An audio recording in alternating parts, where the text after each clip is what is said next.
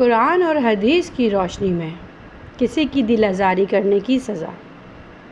قرآن اور حدیث کی روشنی سے کسی کی دل آزاری کرنا ایک بہت بڑا گناہ ہے۔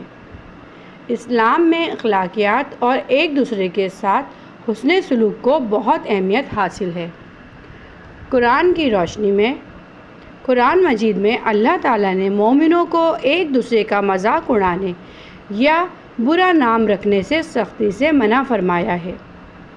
سورۃ الحجرات میں ارشاد ہے، اے ایمان والو، نہ کوئی قوم کسی دوسری قوم کا مذاق اڑائے، ہو سکتا ہے وہ اس سے بہتر ہو، اور نہ عورتیں دوسری عورتوں کا مذاق اڑائیں، ہو سکتا ہے وہ ان سے بہتر ہو، اور ایک دوسرے کو عیب نہ لگاؤ، اور نہ ایک دوسرے کو برے ناموں سے پکارو۔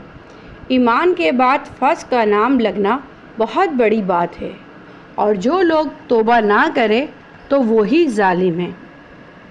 یہ آیت واضح طور پر بتا رہی ہے کہ کسی کی دل آزاری کرنا، مذاق اڑانا یا برا بھلا کہنا، چغلی لگانا اللہ کا ناپسندیدہ فعل ہے۔ حدیث کی روشنی میں رسول اکرم صلی اللہ علیہ وآلہ وسلم نے اس معاملے پر بہت زور دیا ہے۔ رسول اکرم صلی اللہ علیہ وآلہ وسلم نے اس معاملے پر بہت زور دیا۔ کئی احادیث میں دل آزاری کی ممانعت کا ذکر ہے۔ ایک مشہور حدیث میں ہے کہ رسول اکرم صلی اللہ علیہ وآلہ وسلم نے فرمایا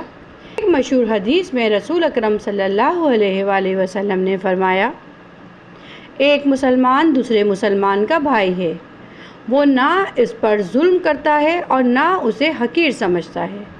پھر آپ صلی اللہ علیہ وسلم نے اپنے سینے کی طرف اشارہ کرتے ہوئے 3 بار فرمایا، تقویٰ یہاں ہے۔ کسی شخص کے برا ہونے کے لیے یہی کافی ہے کہ وہ اپنے مسلمان بھائی کو حقیر سمجھے۔ صحیح مسلم۔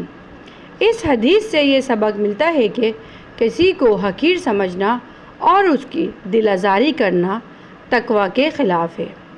اور ایک اور موقع پر آپ صلی اللہ علیہ وآلہ وسلم نے فرمایا، مسلمان وہ ہے جس کی زبان اور ہاتھ سے دوسرا مسلمان محفوظ رہے۔ صحیح بخاری۔ اس حدیث کا مطلب یہ ہے کہ ایک سچا مسلمان وہی ہے جو اپنے قول و فعل سے کسی دوسرے کو تکلیف نہ پہنچائے۔ خلاصہ، قرآن اور حدیث کی تعلیمات سے یہ بات آیا ہے کہ کسی کی دل آزاری کرنا، اسے حقیر سمجھنا، مذاق اڑانا یا برا بھلا کہنا اسلام میں حرام ہے۔ ہمیں ہر حال میں ایک دوسرے کے جذبات کا احترام کرنا چاہیے، ایسے برے کاموں سے بچنا چاہیے جو کسی کو ذہنی تکلیف یا جذباتی طور پر تکلیف پہنچائے۔ میری دعا ہے اللہ پاک ہم تمام مسلمانوں کو ان برے کاموں سے بچائے اور ان پر عمل کرنے کی توفیق دے۔ آمین۔